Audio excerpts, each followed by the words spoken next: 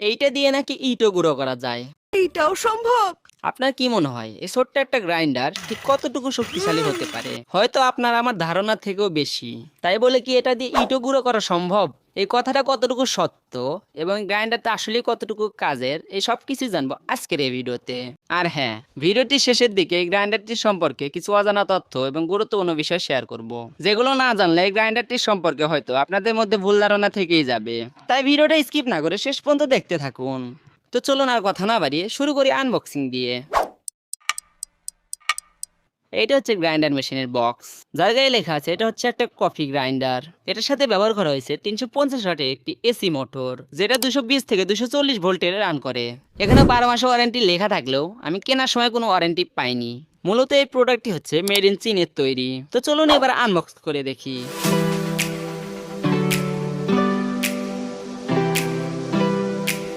বক্সটি খোলার সাথে সাথে চোখে পড়ে মূল গ্রাইন্ডারটি। এই গ্রাইন্ডারটা দেখতে প্রায় ছোট পানি রাখার জগের মতো, তবে এর ওজনটা একটু বেশি। এর বিল কোয়ালিটি যথেষ্ট ভালোই মনে হয়েছে। যেহেতু এর মধ্যে বিভিন্ন মশলা গ্রাইন্ড করা হবে, তাই এর বডিটা খুব শক্তভাবে তৈরি করা হয়েছে।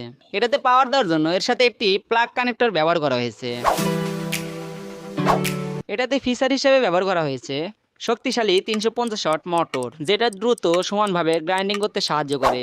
5টি 304 স্টেইনলেস ব্লেড, যেটা বিভিন্ন মশলাকে ফুল 360 ডিগ্রি রোটেশনে গুঁড়ো করে। এই গ্রাইন্ডারটা 500 ml ক্যাপাসিটির, যেটা প্রতিদিনের ব্যবহারের জন্য যথেষ্ট। এক বোতামে সহজ অপারেশন, অন অফ করা যাবে শুধু এক ক্লিকেই। মিনি সাইজ পোর্টেবল ডিজাইন হওয়াতে এর ওজন মাত্র 0.7 কেজি বা 700 গ্রাম। আর রয়েছে প্রতিবার 60 সেকেন্ডে 1 থেকে 2 মিনিট অটো রেস্ট সিস্টেম, যার কারণে মেশিন থাকবে নিরাপদ ও টেকসই।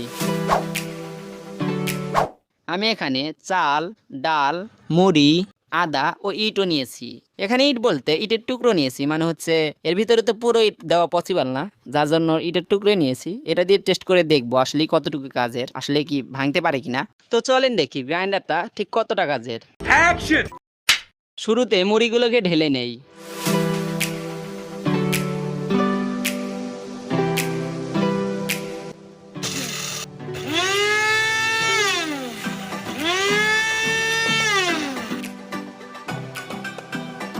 মুড়ি নরম হওয়াতে খুব বেশি কষ্ট করতে হলো না, মাত্র 20-30 সেকেন্ডেই পুরো ফিনিশ।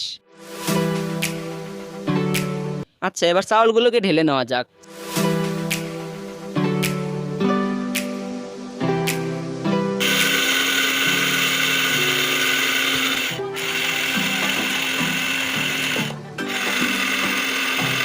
চাউল কিছুটা শক্ত হওয়ার জন্য ভালোই সময় লেগে যাচ্ছে, তারপরেও আমি এই সময়ের মধ্যে পুরোপুরি ফিনিশ করতে পারিনি। চলেন এবার ডালগুলোকে ঢেলে নেই।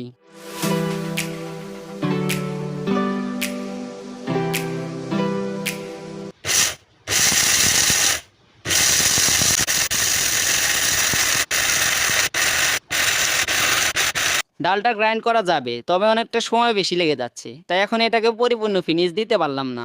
এবার আদাগুলোকে ঢালা যাক।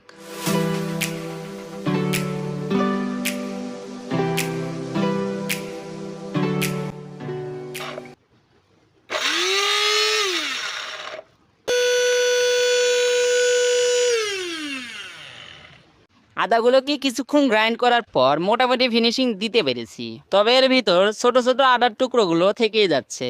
ফাইনালি আমরা আসল পয়েন্টে চলে এসেছি, মানে হচ্ছে আমরা এখন ইট গুঁড়ো করার চেষ্টা করব। জানি না ঠিক কি হবে, তবে আপনাদের তো কথা দিয়েই ফেলেছি, তাই চেষ্টা তো একবার করবই।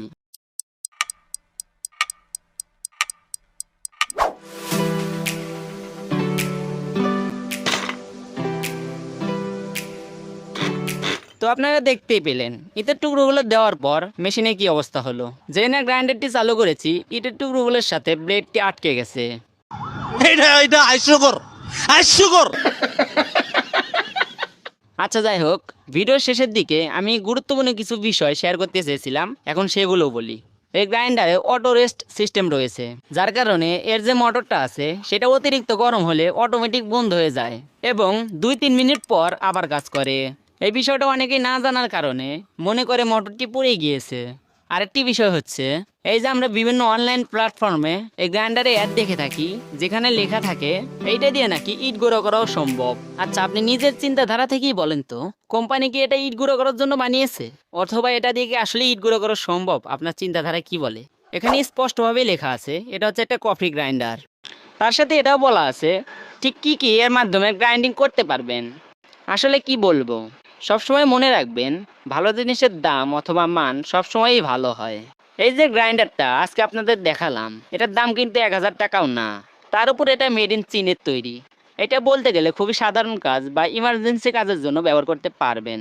তাছাড়া এটা দিয়ে খুব আহামরি কাজ আপনি করতে পারবেন না, স্পষ্ট কথা। আমি নিজেও কিন্তু এই প্রোডাক্টটি বিক্রি করি, কিন্তু আমাদের উদ্দেশ্য শুধু বিক্রি করা না।